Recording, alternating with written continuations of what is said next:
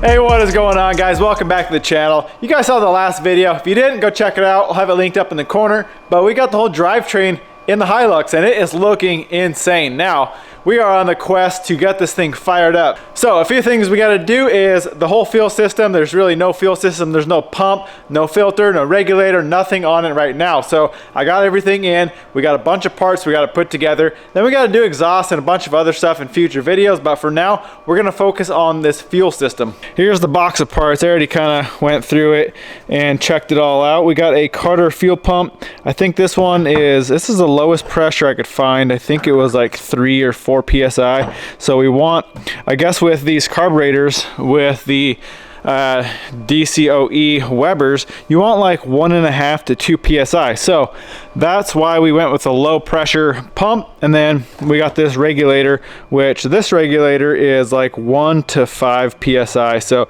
you can see it's adjustable here. And then we got a bunch of other stuff. We got a gauge that we're going to thread into that port right there to measure our fuel pressure, and that is an Aeromotive. That's a good one. You want to get a good gauge just so you know you got the right pressure. And then a bunch of other stuff, all the fittings.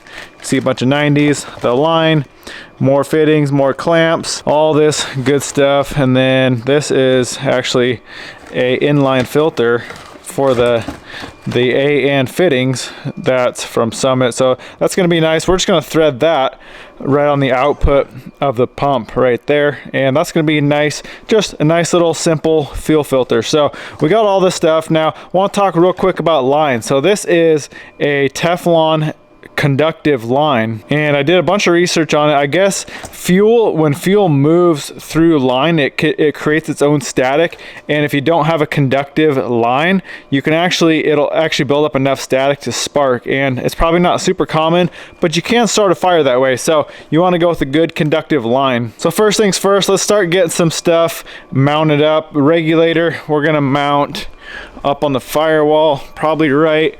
There's already one hole there. I'll have to probably put another one and bolt that thing on right there. I think that'll be a good spot for it. The inlet is right off the bottom, so that's gonna be nice and hidden. We'll just run the hose right down along the frame there and to the fuel pump. Now the fuel pump, I'm gonna hide underneath. I don't want this out in the engine bay at all, just because it is kind of big and bulky, and we can't hide that. So I'll get the truck in the air. When we get it up, I'll show you guys. We're gonna mount that on the frame underneath. And this is a pretty loud pump, I have heard. So that's gonna be nice having it way underneath. We're probably not gonna hear it nearly as much. So let's start getting some stuff mounted up, get these fittings on, get some lines built, and see what we can do with this fuel system.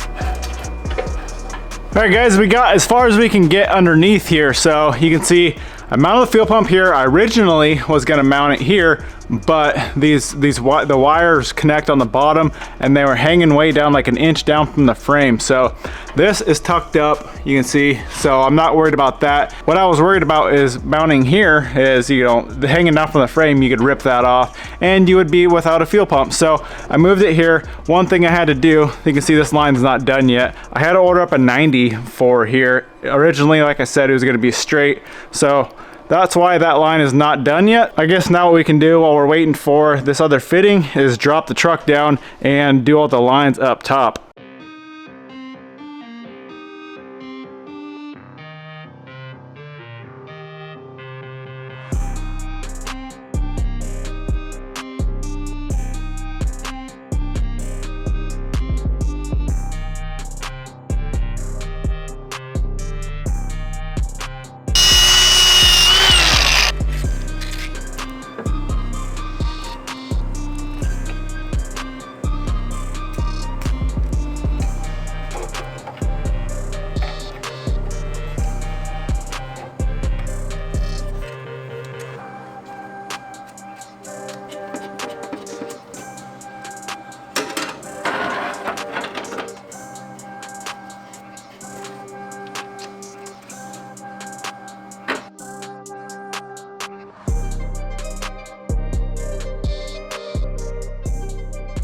All right, we got all these lines up here built up. So I actually moved the filter up here.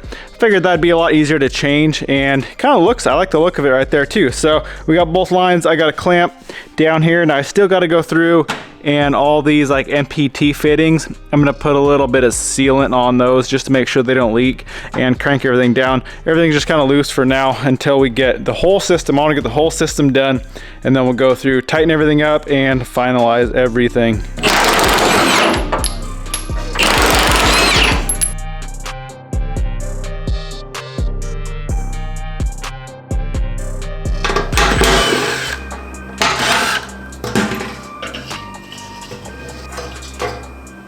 Well, you guys are probably curious what I'm doing. I am finding, or I'm gonna take this power wire for the original fuel pump. This originally had an electric pump in the tank. You could wire the new pump to just a regular switched ignition source, but I want to run this wire because this wire is fed through the oil pressure switch. So if the truck loses oil pressure, say if it turns off, the pump will turn off with it. Kind of a nice little safety feature. So this wire, there's only two wires, one for the pump, which is right there that I took out, and then one for the sending unit here for the tank level. So I think this thing just grounds through the case itself because there's only two wires. So what we're gonna do is I'm just gonna get these wires underneath in the harness. I'm gonna cut that harness part where the pump is mounted and just steal this black wire with a red stripe right in there.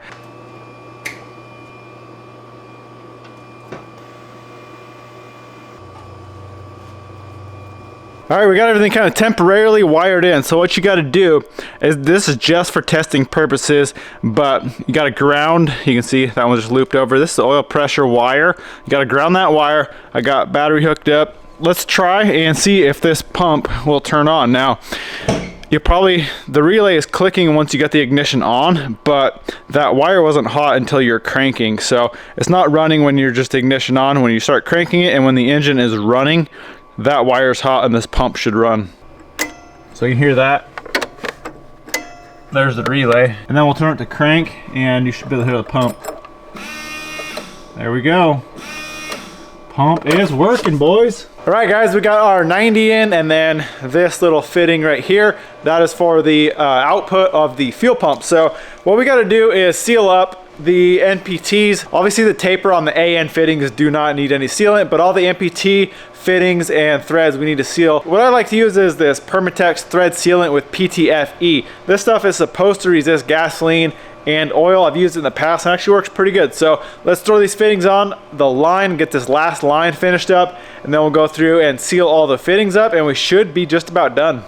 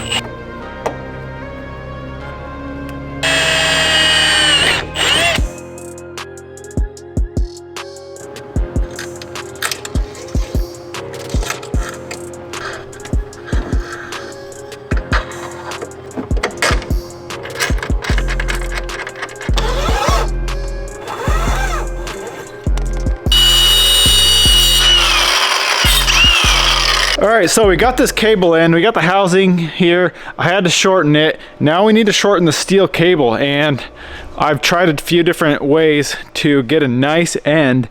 Look at that end I cut and I burnt. I'll show you guys how to exactly do this without getting a really frayed cable. So you just chuck it up in the drill like that. You can see that's already got the other side in there, and take a torch, heat it up until it turns bright red, and then just spin the torch and it twists that and almost kind of just welds the end of the wire together so it doesn't fray. I'll show you guys real quick. Nice little trick if you're working with any of these steel cables.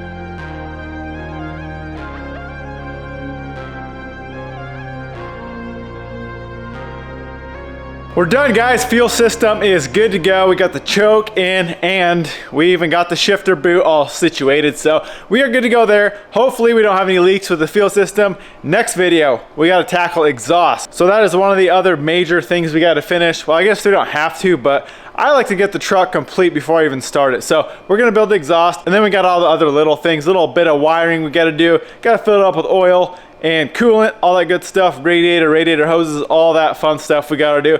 And then hopefully we can fire this thing up. I'm getting very excited for that. Well guys, I hope you enjoyed it. I hope you like this fuel system. I think it's gonna work out great, and it looks really good with all the AN lines, so I'm stoked about that. Why don't you guys go smash that thumbs up button, comment, subscribe. We'll see you in the next one.